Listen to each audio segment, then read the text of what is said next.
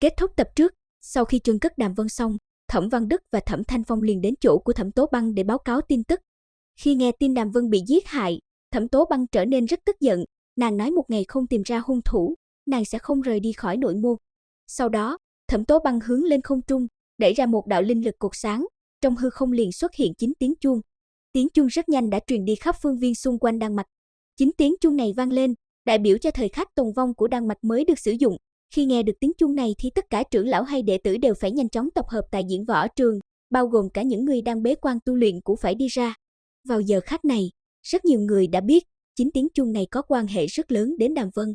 Cũng trong thời gian này, tại Bàn Đạo Tiên Sơn, Lưu Vũ đang chữa thương cho Bàn Thủy Nguyên, cánh tay trái bị mất của Bàn Thủy Nguyên được Lưu Vũ lấy từ một tay của tên đệ tử rồi nối lại. Sau khi nối lại được cánh tay, Bàn Thủy Nguyên cũng có ý định chữa luôn chân cho Tôn An Bội. Nhưng sau một hồi suy nghĩ, sợ dẫn đến việc bại lộ, có người đến điều tra, thì hắn quyết định không làm nữa. Rồi hắn quay sang Lưu Vũ hỏi, có phải Thẩm Tố Băng biết Đàm Vân bị ám sát, nên mới triệu tập tất cả mọi người đến không? Nhưng cho dù là thế sao phải phát ra 9 tiếng chuông chứ? Trầm ngâm một lúc, Lưu Vũ cũng nói, nếu là chuyện ám sát Đàm Vân thì chưa chắc đã làm ra động tĩnh lớn thế.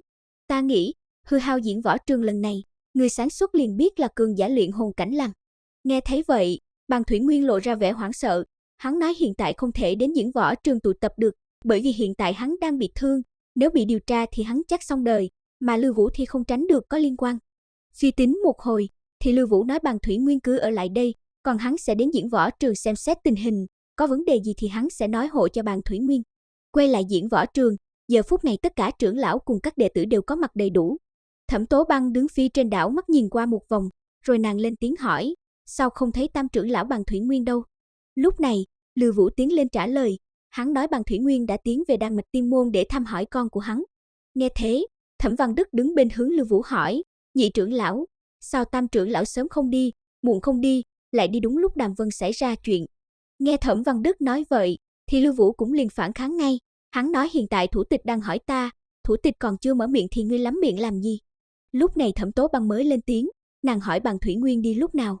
Biết Thẩm Tố Băng hỏi thế để mình lộ sơ hở, nên Lưu Vũ trả lời rất khôn khéo. Hắn nói Bàn Thủy Nguyên đi hôm qua, trước lúc mặt trời lặn. Trước đó thì Bàn Thủy Nguyên có tìm hắn, nói rằng muốn để Bàn Thống bái cha hắn làm sư phụ. Bàn Kỷ Nguyên muốn hắn nói tốt vài lời cho Bàn Thống trước mặt cha hắn.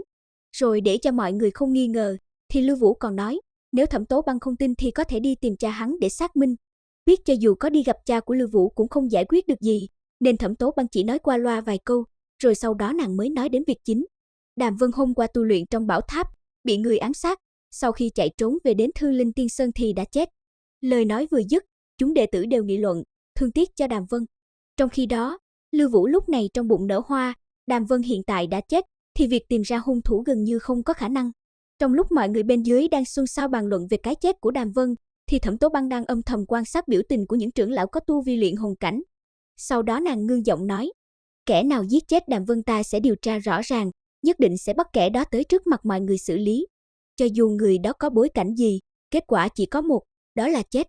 Dứt lời, Thẩm Tố Băng quay sang Thẩm Văn Đức nói, chuyện này giao cho ngươi điều tra. Thời gian sau đó, tin tức Đàm Vân chết rất nhanh đã được lưu truyền. Những kẻ thù của Đàm Vân khi nghe được tin tức này thì vui mừng không thôi. Còn những người có giao tình với Đàm Vân thì trong một tháng này nối đuôi nhau đến bái tế mộ Đàm Vân. Nhưng trong số đó cũng có kẻ không ưa gì Đàm Vân đến gây chuyện, đó là Bàn Chúc. Khi Bàn Chúc vừa đến, Đại Ngưu đã không muốn cho hắn đến mộ Đàm Vân, nhưng đám người Đại Ngưu thực lực quá thấp, nên cũng không ngăn được. Ở trước mộ Đàm Vân, Bàn Chúc được phen xả hết tức giận mà khi trước hắn bị Đàm Vân đánh. Nói xong, hắn nhổ 3 ngụm nước bọt rồi đứng dậy rời đi. Về phía Đàm Vân giả chết, đến hiện tại thương thế đã khôi phục hoàn toàn. Lúc này, nằm trong quan tài, Đàm Vân đã nghe được hết những lời nhục mạ của Bàn Chúc. Sau khi Bàn Chúc dẫn đám người của hắn rời đi, thì Đàm Vân lúc này thân thể như con thoi, cực tốc xoay tròn, hướng phía dưới quan tài đào xuống để đi ra ngoài.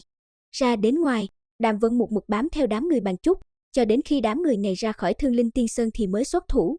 Một kiếm vừa xuất, Đàm Vân đã giải quyết hết đám người le ve bên cạnh Bàn Chúc. Về phía Bàn Chúc, thì hắn bị Đàm Vân trực tiếp bóp cổ chế trụ. Khi nhận thấy người trước mặt chính là Đàm Vân, khiến Bàn Chúc vô cùng hoảng sợ, hắn lập tức hướng Đàm Vân van xin tha chết. Nhưng đối với những lời nói của Bàn Chúc, thì Đàm Vân không hề để ý. Lập tức Đàm Vân thi triển ra Hồng Môn Thần Đồng, liền sau đó thần sắc Bàn Chúc trở nên ngốc trệ. Lúc này, Đàm Vân mới hỏi Bàn Chúc, có phải người tới hôm đó ra tay với hắn là bàn Thủy Nguyên đúng không? Nhưng kết quả là bàn Trúc cũng không biết gì.